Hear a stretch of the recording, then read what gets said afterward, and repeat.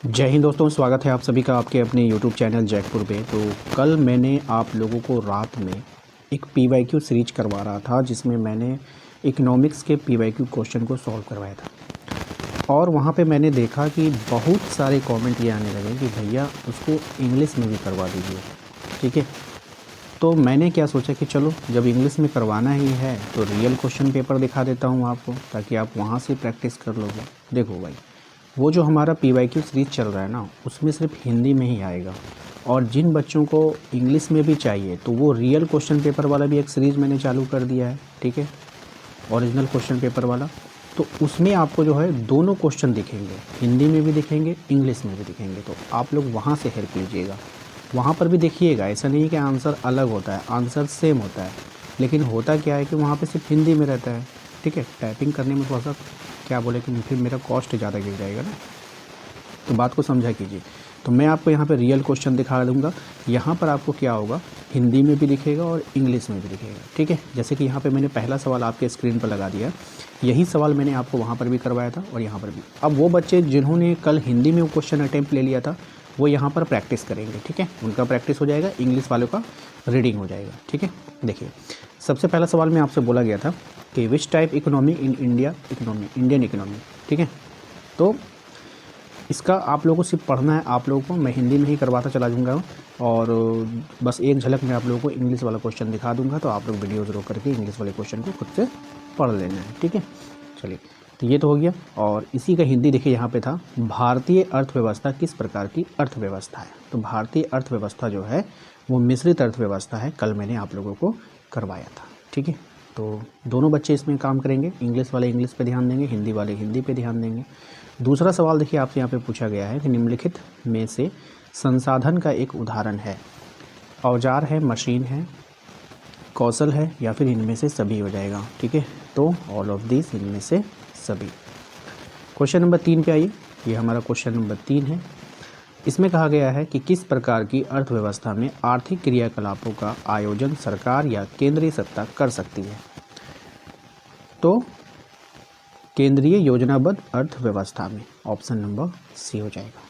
ठीक है, चौथा क्वेश्चन देख लीजिए हमारा। इसमें पूछा गया है आपका निम्नलिखित में से किस वक्र की ढाल ऋणात्मक होती है। ऑप्शन आपके पास है, सही जवाब इसका हो जाएगा बी, बजट रेखा की।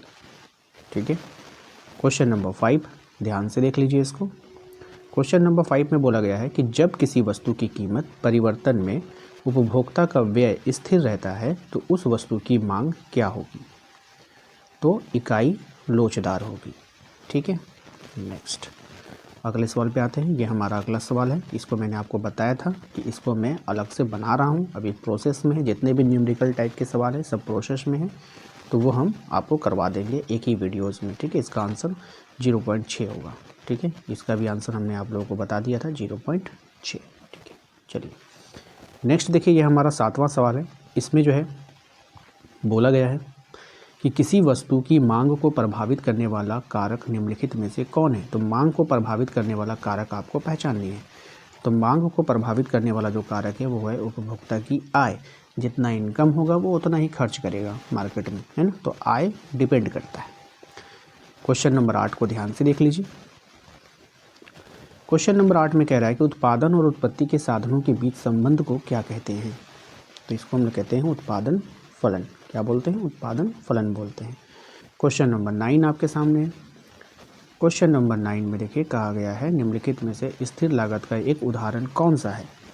तो मकान का किराया, ये हमारा स्थिर होता है। एक बार जो फिक्स कर दिया वो आपको देते रहना है, देते रहना है, देते रहना है। ठीक है, चलिए क्वेश्चन नंबर 10 पे आते हैं। क्वेश्चन नंबर 10 में देखिए कहा गया है कि पैमाने के प्रतिफल किस प्रकार के उत्पादन का फलन की व्याख्या है। ठीक है, तो ये हो जाएगा दीर्घकालीन उत्पादन फलन की व्याख्या है। क्वेश्चन नंबर 11 ध्यान से देखिए। क्वेश्चन नंबर 11 में कहा गया है कि परिवर्ती साधनों का कुल उत्पादन अधिकतम होता है जब सीमांत उत्पादन शून्य होगा। ठीक है, 12 नंबर सवाल में कहा गया था कि किस प्रकार के बाजार में समरूप वस्तुओं का उत्पादन होता है। तो कौन सा बाजार होता है? तो पूर्ण प्रतियोगिता वाले बाजार में। ठीक है, परफेक्ट कंपटीशन वाले बाजार में। नेक्स्ट आते हैं क्वेश्चन नंबर 13 को ध्यान से देख लीजिए। क्वेश्चन नंबर 13 है ये। 13 में कहा गया था कि एक पूर्ण प्रतियोगी फर्म के लिए कौन सा वक्र जो है वो पूर्ति वक्र होता है। तो कौन सा वक्र होता है यहाँ पे ये पहचानना है। तो सीमांत लागत वक्र का बढ़ता भाग, ठीक है, ऑप्शन नंबर डी, ठीक है। आइए क्वेश्चन नंबर आते हैं 14 में। क्वेश्चन नंबर 14 में देखिए कहा गया था कि किसी वस्तु की मांग बढ़ने से वस्तु की कीमत में क्या होगा। तो किसी वस्तु की मांग बढ़ने पर वस्तु की कीमत में क्या होगा ये आपको बतानी है। तो किसी वस्तु की मांग बढ़ने पर वस्तु की कीमत में वृद्धि होती है, ठीक है। अगर किसी का डिमांड मार्केट में ज़्यादा होगा ना तो देखिएगा उसका दाम बढ़ जाएगा, ठीक है, ये चीज़ होता है। क्वेश्चन नंबर आइए हम लोग 15 पे आते हैं। 15 नंबर क्वेश्चन को ध्यान से देख लीजिए। 15 में कहा गया कि संतुलन कीमत की स्थिति में क्या होता है। संतुलन कीमत की जो स्थिति में क्या होगा, मांग और पूर्ति बराबर होती है, मांग और पूर्ति बराबर होती है। क्वेश्चन नंबर आते हैं 16 में। कह रहे हैं कि समष्टि अर्थशास्त्र में समष्टि शब्द का जो है क्या अर्थ होता है। तो इसमें जो समष्टि है वो क्या होता है, लार्ज यानी कि बड़ा। समष्टि का मतलब लार्ज यानी कि बड़ा, ठीक है। आइए क्वेश्चन नंबर आते हैं 17 में। ये आपका क्वेश्चन नंबर 17 है। मुद्रास्फीति की स्थिति में क्या होगा। तो मुद्रास्फीति की स्थिति में वस्तुओं की कीमतों में क्या हो जाती है, वृद्धि हो जाती है, ठीक है। चलिए क्वेश्चन नंबर आते हैं 18 में। कह रहा है कि the general theory of employment interest and money नामक पुस्तक का प्रकाशन कब हुआ था।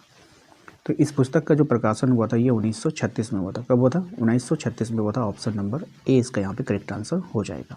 व्हाट इज़ वेज, वेज क्या है आपको बतानी है, ठीक है। The price of per unit of labour, option number B correct answer है, ठीक है। हिंदी की बात करें तो मजदूरी क्या है, तो प्रति इकाई श्रम की कीमत है, ठीक है। आइए final goods are, final goods क्या अंतिम वस्तुएं क्या है आपको बतानी है।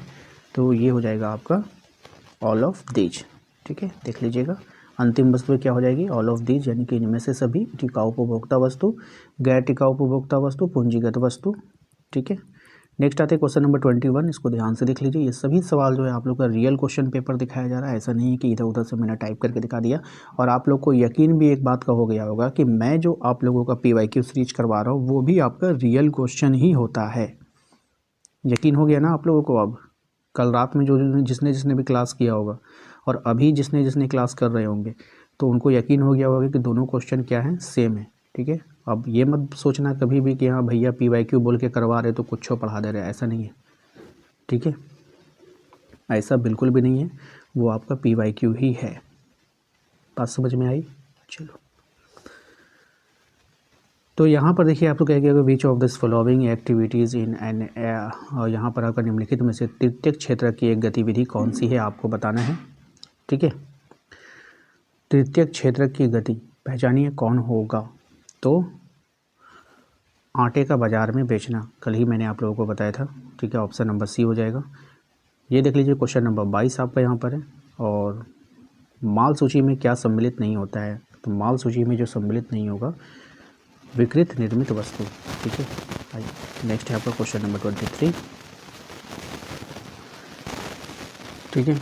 इसमें कह रहा है आपका कि GNP तथा GDP का अंतर आपको बताना है। GNP और GDP का अंतर बताना है। तो net factor income and award, यानी कि सी ऑप्शन, ठीक है। क्या बोला है, GNP और GDP में अंतर क्या होगा, तो विदेशों से प्राप्त शुद्ध आय, ऑप्शन नंबर सी हो जाएगा। क्वेश्चन नंबर 24 यहाँ पर आपके सामने निम्नलिखित में से मुद्रा की एक विशेषता क्या है आपको बतानी है। सही जवाब हो जाएगा मनी इज यूनिवर्सल एक्सेप्टेड, ठीक है। मुद्रा सार्वभौमिक रूप से स्वीकार्य होता है, ये उसकी बहुत बड़ी विशेषता है, ठीक है।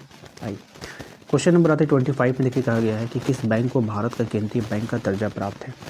कौन से बैंक को, तो रिजर्व बैंक ऑफ इंडिया, जिसको शॉर्ट फॉर्म में हम लोग RBI बोलते हैं, ठीक है। इस बात का ध्यान रखिएगा, RBI। नेक्स्ट है आपका क्वेश्चन नंबर 26 आपके सामने है। क्वेश्चन नंबर 26 में देखिए कहा गया है कि चर का मान 0 1 के बीच है तो क्या होता है। किस चर का मान 0 और 1 के बीच होता है, ये आपको यहाँ पे बतानी थी। सही जवाब हो जाएगा ऑप्शन नंबर ए, ठीक है। मार्जिनल, है ना, प्रोपेंसिटी ऑफ कंज्यूम, यानी कि उपभोग की सीमांत प्रवृत्ति, ठीक है। यहाँ पर हिंदी में देख लीजिए, उपभोग की सीमांत प्रवृत्ति, ओके। क्वेश्चन नंबर 27, इसका भी मैंने आप लोगों को बताया था कि हम आप लोगों को अलग से बना रहा हूँ, यहाँ पर हो जाएगा। इसका आंसर तो ऐसे आपका 0.6 है। एक ही वीडियो में जब मैं सारा न्यूमेरिकल बताऊंगा तो वो आपको वहाँ पे अच्छे से समझ में आएगा। क्वेश्चन नंबर 28 कह रहा है कि the period of final year in India Bharat में वित्तीय वर्ष की जो अवधि होती है वो क्या होती है? तो 1 अप्रैल से 31 मार्च तक जो है होती है, ध्यान रखना है। क्वेश्चन नंबर आते हैं हम लोग 29 पे। इसमें कह रहा है आपसे कि पूंजीगत व्यय का एक उदाहरण आपको बताना है कि इसमें से कौन होगा। तो पूंजीगत व्यय का जो उदाहरण है वो एक्सपेंडिचर ऑन लोन एक्विजिशन है, ठीक है, ये हो जाएगा। और इसका हिंदी होता है आपका क्या, भूमि अधिग्रहण पर व्यय जो होता है ना, भूमि अधिग्रहण पर जो व्यय होता है वही हो जाएगा, ठीक है। चलिए क्वेश्चन नंबर आते हैं हम लोग 30 पे, भूमि अधिग्रहण पर व्यय, ठीक है। आइए क्वेश्चन नंबर 30 है, आप इसको ध्यान से देख लीजिए। इसमें कह रहा है कि मुद्रा अवमूल्यन की स्थिति में क्या होगा। तो मुद्रा अवमूल्यन की जो स्थिति में होगा वो विनिमय दर क्या हो जाएगा, विनिमय दर में वृद्धि होगी, ठीक है, इंक्रीज़ होगा एक्सचेंज रेट में, ठीक है। यहाँ पे देखिए, यहाँ पे मैंने लिख दिया है कि विनिमय दर में क्या हो जाएगा, वृद्धि हो जाएगा, ठीक है। तो ये आपका मैंने आज 30 क्वेश्चन आप लोगों को करवा दिया फिर से। अपने PYQ के जो ओरिजिनल क्वेश्चन पेपर सीरीज़ चल रहा था, 2 तरह का सीरीज़ में चला रहा हूँ। एक सुबह शाम आप लोगों को तो मिलता ही मिलता है, एक रियल क्वेश्चन पेपर भी मैं दिखाकर करवा रहा था, जिसमें कल मैंने हिस्ट्री का करवा दिया है। और जिन लोगों ने हिस्ट्री का नहीं देखा है वो देख लीजिएगा, या मैंने इकोनॉमिक का भी आज आप लोगों को कंप्लीट करवा दिया, ठीक है, जिसमें हिंदी भी हो जाता है, इंग्लिश भी कवर हो जाता है। इंग्लिश वाले बच्चों को थोड़ा सा हेल्प मिल जाता है, क्योंकि यूट्यूब पर कोई भी इंग्लिश में नहीं करा रहा है तो वो परेशान हो जाते हैं। तो यहाँ पे मैं क्या करता हूँ, उनको इंग्लिश वाले क्वेश्चन भी दिखा देता हूँ ताकि वो इधर उधर भटके ना, ठीक है। तो चलिए मिलते हैं हम लोग नेक्स्ट अगले वीडियो में। Thank you.